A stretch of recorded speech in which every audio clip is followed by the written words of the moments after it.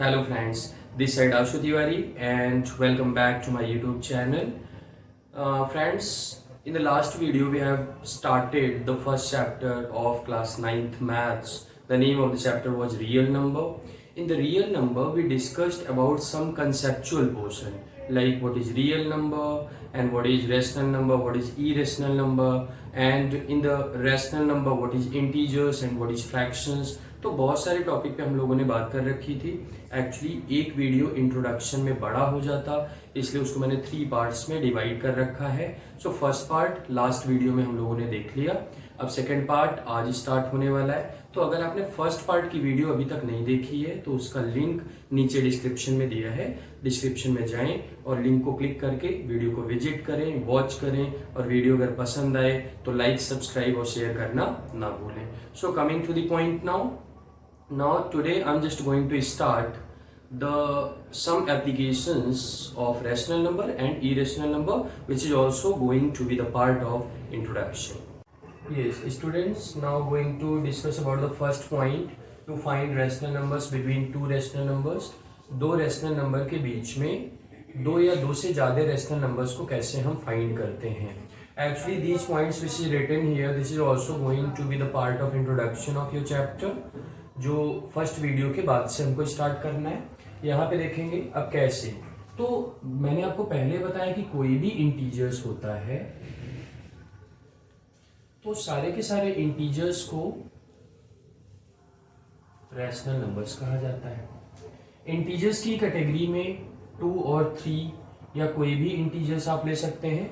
0 to 1 2 3 4 5 6 7 8 dot dot dot infinite from that side, and from this side 0 to -1 -2 -3 and dot dot dot infinite. तो अगर हम 2 और 3 को लेते हैं और हम बोल रहे हैं कि इसके बीच में आपको 3 रेशनल नंबर्स फाइंड करना है, you have to find 3 rational number between 2 and 3. तो देखने से तो ये पता चल रहा है कि 2 और 3 के बीच में कोई नंबर ही नहीं है, तो कैसे फाइंड करेंगे. सो स्टूडेंट्स, इन सारे नंबर्स के नीचे अगर आप 1 लगा लेते हो तो ये पी बाई क्यू के फॉर्म में हो जाता है और इसको आप बोल सकते हो कि ये रेशनल नंबर जैसा दिख रहा है और ये रेशनल नंबर होता भी है. लेकिन अब इसके बीच में कैसे आप फाइंड करोगे रेशनल नंबर्स को. तो सबसे बेटर इंपॉर्टेंट कॉन्सेप्ट क्या है, वो ये है कि इनके डेनोमिनेटर्स की वैल्यू को बढ़ा देते हैं. अब वैल्यू को कैसे बढ़ाएंगे. अगर हमको 3 रेशनल नंबर्स फाइंड करना है बीच में, तो हम डेनोमिनेटर और न्यूमरेटर में 4 से मल्टीप्लाई करेंगे, और बीच में अगर 5 रेशनल नंबर्स हमको फाइंड करना है तो हम 6 से मल्टीप्लाई करेंगे.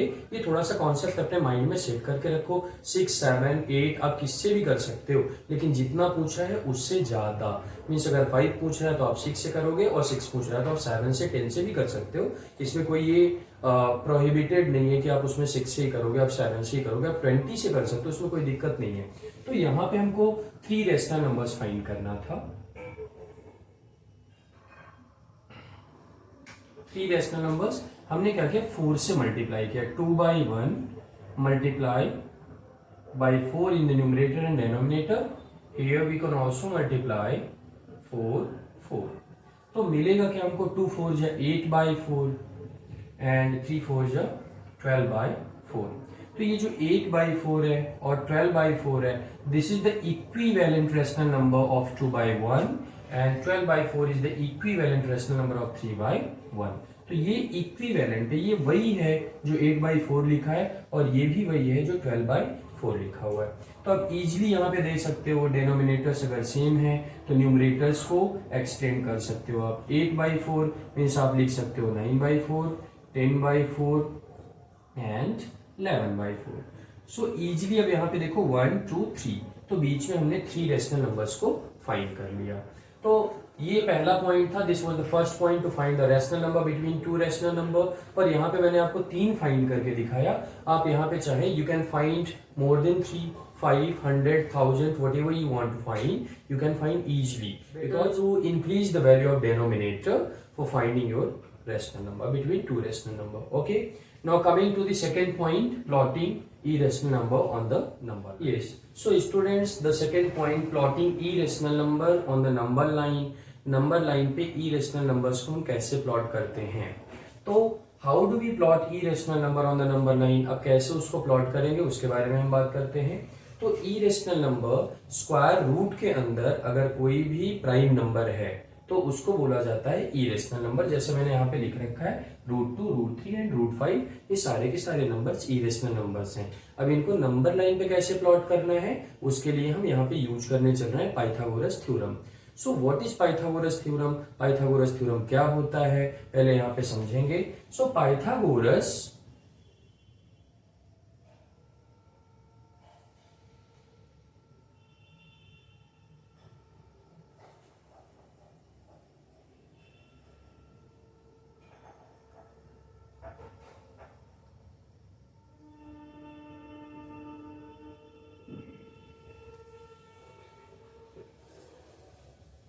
in the Pythagoras theorem, what is Pythagoras theorem? Pythagoras theorem states that hypotenuse square is equal to base square plus perpendicular square. Means Pythagoras theorem क्या होता है, किसी भी राइट एंगल ट्राइंगल में जो सबसे बड़ी वाली साइड होती है जिसको आप हाइपोटेनस बोलते हैं उसका स्क्वायर बाकी दोनों साइडों के स्क्वायर के सम के इक्वल होता है। Means in any right angle triangle the square of the largest side is equal to the sum of square of rest two sides. यहाँ पे लिखा हुआ है हाइपोटेन्यूज का square is equal to base square plus perpendicular square. तो इसी Pythagoras theorem से हम क्या करने चल रहे हैं, √2 को नंबर लाइन पे रिप्रेजेंट करने चल रहे हैं। तो यहाँ पे देखेंगे √2 को हम लिख सकते हैं स्क्वायर रूट में 1+1। तो यहां हम देखेंगे हाइपोटेनस का square is equal to under root में 1 का स्क्वायर प्लस 1 का स्क्वायर। तो अगर देखें तो यहाँ आपको पता चल जा रहा होगा कि ये 1 क्या है, परपेंडिकुलर है, और ये 1 क्या है, बेस है। हमको परपेंडिकुलर भी मिल गया और हमको बेस भी मिल गया। अगर परपेंडिकुलर और बेस को हम 1 और 1 कंसिडर करें तो हाइपोटेनस की वैल्यू जो आएगी वो √2 के इक्वल आ जाएगी। Yes, first we have to draw a line segment, और यहाँ पे क्या करना है, ये लाइन जो है उस पे इंटीजर्स को आपको शो करना है। लेट यहाँ पे 0 है और ये आपका 1, 2, 3 and dot dot dot so on. इस साइड में नेगेटिव होगा। हमने अभी आपको बताया कि आपको 1+1 करना है, मीन्स बेस को भी 1 रखना है और आपको परपेंडिकुलर को भी 1 रखना है, so that we can get √2। अब कैसे उसको करेंगे, यहाँ पे 1 सेंटीमीटर, 1 मीटर, 1 किलोमीटर, 1 यूनिट आपको कंसिडर करना है। ये जरूरी नहीं है कि वहां पे हम 1 सेंटीमीटर ड्रॉ करने चल रहे हैं। तो सबसे पहले this is going to your base जो कि 1 यूनिट है। We have taken here 1 unit. अब आपको क्या करना है, इस पॉइंट पे, इसको हम कोई पॉइंट कंसिडर कर लेते हैं, लेट इट बी M। अब यहाँ पे एक परपेंडिकुलर बाइसेक्टर हमको ड्रॉ करना है। आपने परपेंडिकुलर बाइसेक्टर लाइन का पिछली क्लासों में भी पढ़ा होगा। तो कैसे परपेंडिकुलर बाइसेक्टर यहाँ पे ड्रॉ करते हैं, मैं आपको थोड़ा सा फील कराने की कोशिश करता हूँ। सबसे पहले कंपास में पेंसिल को सेट करेंगे and the point of the compass should be on this point. Okay, उसके बाद आपको क्या करना है, एक सेमी सर्कुलर आर्क ड्रॉ करना है। सेमी सर्कुलर आर्क को ड्रॉ करने के बाद we have to keep the point of the compass on this point and we have to draw an arc from the same distance. आपको ये length disturb नहीं करनी है। इसी डिस्टेंस से आप दूसरे वर्टेक्स से भी एक लाइन ड्रॉ करोगे और इसको जब आप मैच करोगे तो ये एग्जैक्टली आपका परपेंडिकुलर लाइन ही होने वाली है। अब ये जो परपेंडिकुलर लाइन आपने ड्रॉ करी, अब आपको 1 यूनिट मीन्स ये लेंथ जितनी थी उसी के इक्वल यहाँ पे एक कट लगा लेना है। अब ये भी आपका क्या हो गया, ये 1 यूनिट, ये भी आपका हो गया। अब इसको क्या करेंगे, यहाँ पे जब हम इसको मिलाएंगे इस पॉइंट को इस पॉइंट से, तो ये आपका हाइपोटेनस होगा और जो कि √2 के इक्वल होगा। नाउ अब नंबर लाइन पे अगर इस स्क्वायर रूट को शो करना है, now again keep the point of compass on 0 and again just measure this length, और उसी लेंथ से आप आर्क लगा दीजिए अपने लाइन पे। तो ये जो पॉइंट आपका आ रहा है उसी पॉइंट को बोलेंगे √2। So I hope you understood well about the representation of √2 on the number line. अब चलिए आपको बताते हैं √3 को कैसे नंबर लाइन पे रिप्रेजेंट किया जाता है। अब हम देखेंगे कैसे √3 को नंबर लाइन पे रिप्रेजेंट करते हैं। तो √3 को रिप्रेजेंट करने के लिए फिर से हम पाइथागोरस थ्योरम का हेल्प लेंगे और इसमें बेस का स्क्वायर और परपेंडिकुलर के स्क्वायर का सम हम शो करेंगे और वो सम इक्वल होना चाहिए √3 के। तो पहला तो हम 1 का स्क्वायर ही कर लेते हैं और दूसरा यहाँ पे वो कौन सा नंबर रखें कि जिसका स्क्वायर करने के बाद 1 को ऐड करें तो रूट के अंदर 3 आ जाए। तो वो नंबर जहां तक मुझे लगता है वो लिखना चाहिए √2 और √2 का स्क्वायर अगर आप करते हो तो स्क्वायर से √2 आपका कैंसिल हो जाएगा और स्क्वायर रूट के अंदर आपको मिलेगा 3। ओके, सो यहाँ पे देखेंगे परपेंडिकुलर आपको 1 कंसिडर करना है और बेस आपको √2 कंसिडर करना है। अब बेस को √2 कंसिडर करने के लिए हम थोड़ा सा पहले वाले को रिकॉल करेंगे कि √2 को हमने कैसे कंसिडर किया था और कैसे उसको हमने नंबर लाइन पे रिप्रेजेंट किया था। तो नंबर लाइन पे रिप्रेजेंट करने के लिए हमने क्या किया था, 0 और यहाँ पे 1 यूनिट लिया था, 1 यूनिट ये था। फिर यहाँ पे एक हमने परपेंडिकुलर ड्रॉ किया था, that was also equal to 1 unit, ये भी 1 यूनिट के इक्वल था। और फाइनली हमने क्या किया था, इसको मैच किया था और ये जो लेंथ आई थी दैट वाज √2, यही √2 था। अब सोचो कि ये बेस हमको कंसिडर करना है और इस पॉइंट पे आपको क्या करना है, 1 यूनिट की लाइन ड्रॉ करनी है because this is base. So definitely your perpendicular यहाँ से 90 डिग्री का एंगल बनाता हुआ एक लाइन जाएगा। तो अब यहाँ पे भी वही काम करना है, कैसे आपको यहाँ 90 डिग्री ड्रॉ करना है वो तो मैंने आपको पहले ही बता लिया। तो एग्जैक्टली यहाँ पे एक 90 डिग्री का एंगल बनाता हुआ एक लाइन सेगमेंट आप ड्रॉ करोगे। फिर 1 यूनिट की जो लेंथ है इसी लेंथ को आप मेजर करके यहाँ पे रखेंगे। You have to keep the point of the compass on this point and draw an arc which is equal to 1 unit. अब ये 1 यूनिट हो गया। Now this is your base and this is your perpendicular line. अब क्या करना है आपको, base और परपेंडिकुलर लाइन को के ऊपर वाले पॉइंट को, सॉरी यहाँ से हमको मैच करना था, इसको हमने इस पॉइंट से मैच कर दिया। तो इसको थोड़ा सा ठीक कर लेता हूं। अब यहां इस पॉइंट को हम अपने इस पॉइंट से मैच करते हैं। Now this is the √3। अब ये √3 है। अगर इसको नंबर लाइन पे आपको शो करना है, आप इस लेंथ को इस तरीके से कंपास से मेजर करके एक आर्क इस तरीके से नंबर लाइन पे ड्रॉ कर सकते हो। And this is a point from 0। अब ये पॉइंट क्या हो गया, ये √3 को हमने रिप्रेजेंट किया। So I hope that you understood well about the representation of square √2 on the number line, √3 on the number line. As usual, you have to do √5, √7 and √11 also. Now coming to the third point, boys. Yes, boys. Now the third point, concept of decimal expansion. So what is decimal expansion? In the last video we have discussed about that कि terminating decimal क्या होता है, non terminating decimal क्या होता है। Non terminating non repeating means repeating को recurring भी कहा जाता है। So non terminating non recurring क्या होता है, रिकरिंग क्या होता है, इन सारी चीजों के बारे में इवन हमने लास्ट वीडियो में डिस्कस किया। फिर भी उसके कॉन्सेप्ट को कुछ एग्जाम्पल के हेल्प से और ज्यादा क्लियर करने के लिए इस पॉइंट को मैंने इस वीडियो में भी मेंशन कर रखा है। तो आइए देखते हैं क्या डेसिमल एक्सपेंशन का कॉन्सेप्ट है। तो पहला एग्जाम्पल हम लेते हैं 1/3। 1/3 means we have to divide by 3 in 1. So we have to put decimal here so that we can write 0. Now 3 3s are 9. 1 left. Because of the decimal we can write 1 0 else. So 3 3s are 9. And again we can write 3 3s are 9 and so on. So here we can write 0.32 बार। तो यहां पे देखेंगे ये क्या हो रहा है, decimal के बाद रिपीट हो रहा है, तो इसको बोलेंगे recurring.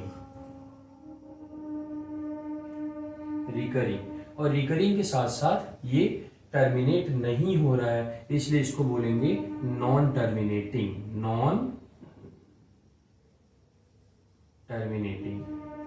So this is non terminating recurring. अब दूसरा एग्जांपल लेते हैं 1/7। अब इसका मतलब है 7 से हमको 1 में डिवाइड करना है। अब पॉइंट यहाँ पे हमने लगाया, ये 0 हो गया। 7 1 जा 7, 3 left here. Because of the decimal we can write 0, 7 4 जा 28, नाउ 2 लेफ्ट। और because of the decimal we can write here 0 again, now 7 2 जा 14। अब यहाँ पे 6 आ गया और डेसिमल की वजह से हम यहाँ पे फिर से 0 लिख सकते हैं। 7 7 जा 49, 7 8 जा 56, नाउ 4, देन 0, 7 5 जा 35, नाउ 5, ओके, सो 7 7 जा 49, नाउ 1 लेफ्ट हियर। अब इसके बाद से अगर यहाँ 0 लगेगा तो ये देखिए सेम चीज फिर से आ गई, वही चीज। तो यहाँ के बाद से फिर से 1 4 2 8 5 7 के बाद कुछ सर्टेन नंबर्स के बाद वो अपने आप को फिर से रिपीट करेगा। So we can write here bar. तो यहाँ पे देखेंगे ये क्या है, ये रिकरिंग है। ये क्या है, रिकरिंग है। ये भी क्या कर रहा है, रिपीट कर रहा है। थर्ड एग्जांपल लेते हैं जिसमें हमको 8 से 1 में डिवाइड करना है। इसका जो क्वोशिएंट आएगा उसको मैं ऊपर लिखूंगा because of the shortage of place. अब यहाँ देखेंगे डेसिमल और यहाँ 0 हो गया। 8 1 जा 8, 2 बिकॉज ऑफ द डेसिमल 20, 8 2 जा 16, 4, now because of the decimal 40, 8 5 जा 40।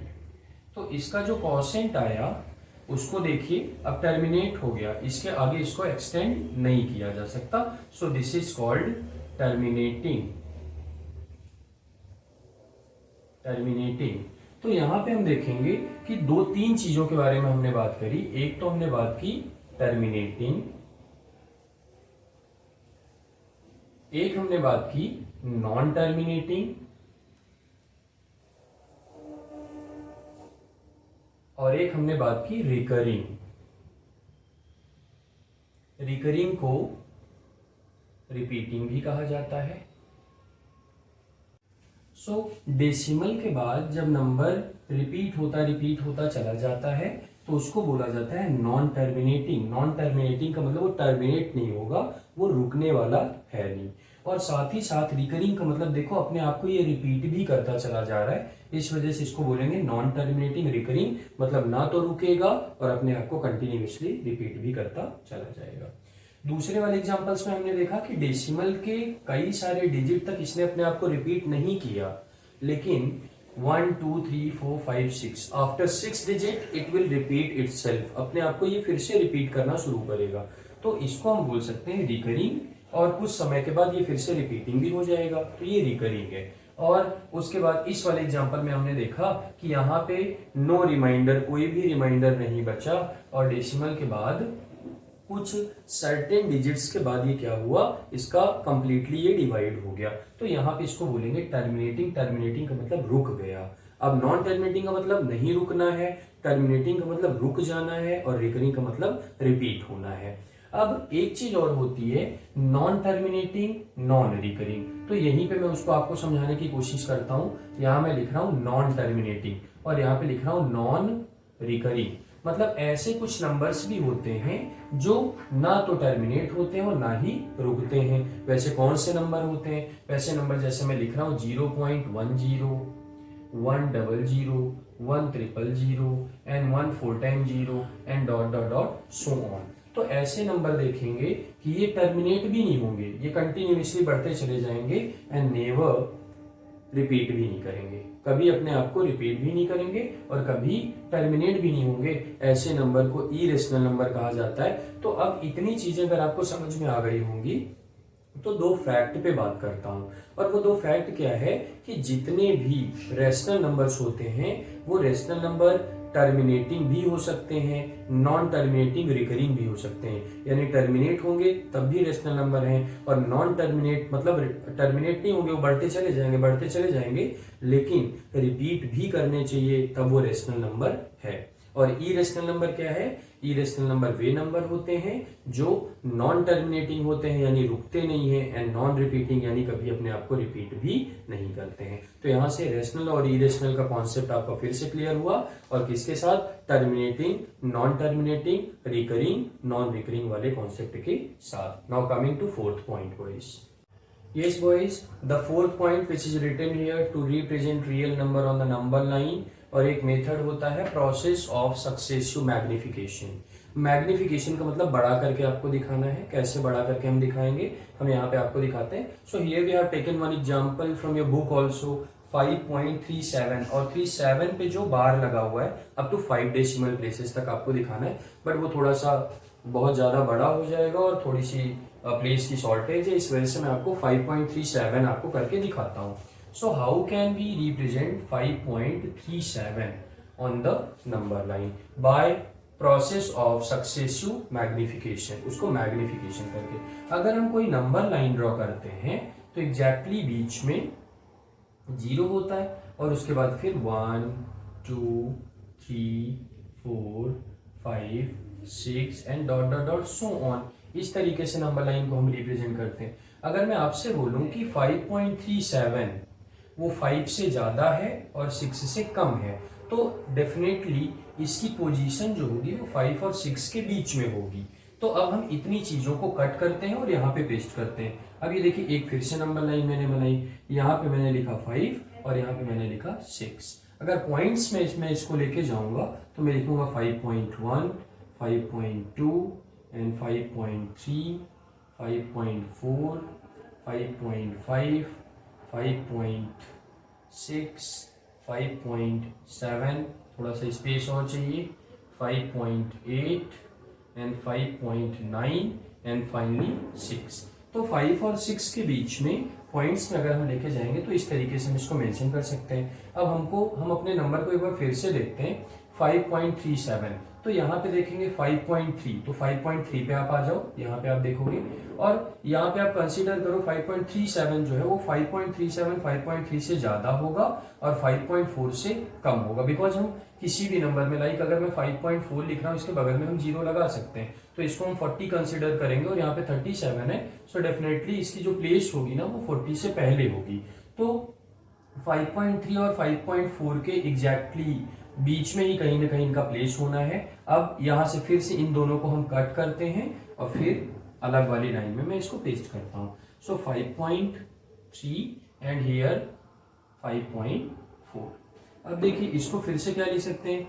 5.31, 5.32, 5.33 एंड 5.34, 5.35, 5.36, 5.37, 5.38, 5.39 एंड फाइनली 5.4 जो हमने लिखा था. अब उसके बाद देखेंगे कि 5.37 है कहाँ पे.